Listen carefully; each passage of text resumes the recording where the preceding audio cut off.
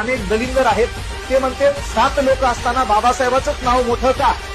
भाऊ ते बॅरिस्टर होते, इंग्लंडला शिकले, जपानमध्ये बारातला नावाचा कोर्स केलाय. एवढं करून आपल्या भारताची हलाखीची परिस्थिती माहित होते. याच्यातलं एक बी बाहेर गेलं नव्हतं. यायला काय धतुरा माहितीये का घटनेत काय करायचं काय नाही?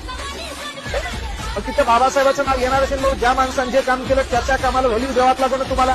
पण तुमच्यासारखे 2-4 फुटुरे जरी म्हणले समजा बाबासाहेबांनी काय केलं, बाकीचे बी लोक होते आणि काही काय आहेत पा उगं भाषणात बाबासाहेबांचं नाव घ्यायचं, माघारी कार्यक्रम बरोबर वागतचा.